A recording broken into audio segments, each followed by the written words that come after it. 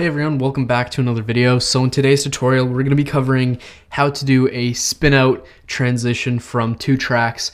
Basically, I'm just going to be using two bass house tracks, both at 126 BPM. We're going to do a simple beat match transition from the drop, and then at the end, we're going to spin out and do a cool little thing. So yeah, let's get right into it. So basically, what we're going to be doing is we're going to be having our drop play, and then we're going to be mixing in our second track. We're going to have eventually bring up the lows for the second track, and then right at the end we're going to do echo on a 1/2 beat function, and then echo it out as we spin it out, and then lower the fader. So pretty much lowering the fader is going to be the most important part of this whole transition. Just cutting it out at the right time. It'll matter just for beat matching or for doing this effect. So make sure you have this one nailed down. Let's start off with our first track, Incognite Back 4, and we're going to be mixing it into Kale Drill. So let's just start from the build up from this one.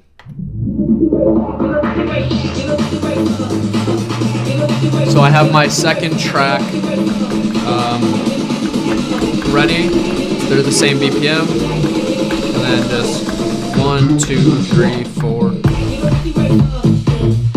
So now that they're both aligned, we're gonna mix it out at the end where the break starts to come in.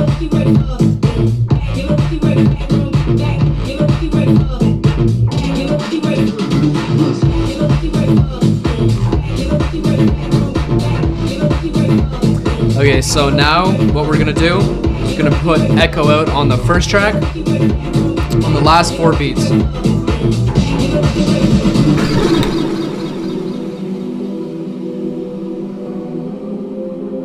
And that's how we get into basically the breakdown of the second track.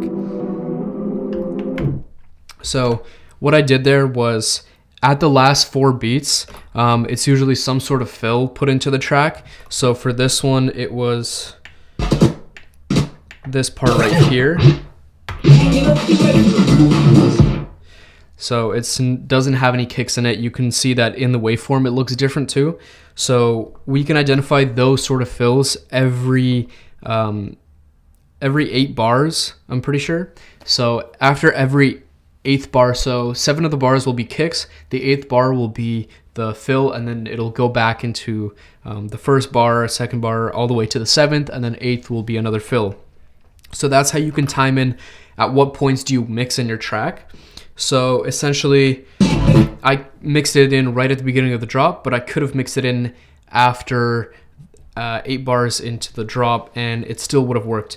But essentially what I did there was at the last four beats of that fill, I basically turned up my echo for that track, so it's aligned to channel 1. And then on the last 2 beats of that bar, I spun out and then lowered down the volume fader right when the next bar starts. So basically, echo out on the first beat, wait 2 beats, spin out the track so it spins out for 2 beats, and then put down the volume fader on the very last very last beat or the beginning of the next bar, so before it hits to that kick. So yeah, let's try that out one more time, and let's start from the build up again. And so pretty much how you get ready for this is basically you have your echo set to 1/2. You have your echo set to 1/2, which at the beginning it's at 1 beat, and then you just turn it down to 1/2, or on an FX knob you pretty much take it down to halfway, and that should do the halfway effect or the half beat effect. So once you have that, you can pretty much toggle it on, and then we're gonna mix in our we're gonna have the first beat aligned for our second track that we bring in. And yeah, we just wait until the drop hits. So let's try that one more time. So on this one, it's all already here in my headphones, so I can hear it. I I have it set to mixing through the headphones.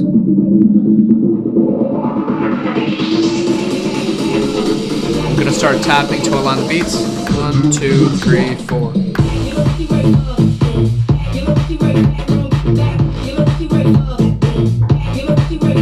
So now they're aligned. I'm bringing up my second track. This is the best place to bring it up.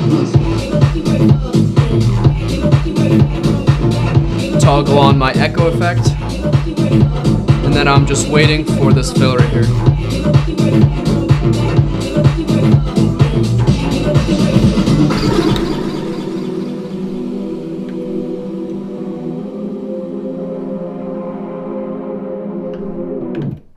Yeah, so pretty much what you saw me do there, I'll do it one more time.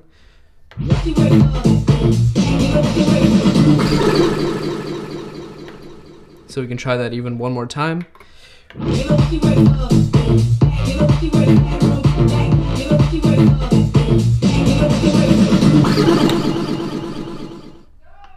So essentially, I mean, you basically start the echo effect right in the beginning of that fill, and then on the last beat, sorry, not the second beat in, but the third beat in, you spin it out, and then you immediately put down your volume fader so that it doesn't hit the next beat and cause another effect or echo.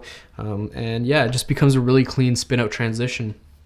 So I hope you guys enjoyed. If you guys want more tutorials like these, let me know down in the comments section below. And yeah, I'll see you guys soon. Hope you enjoy this tutorial.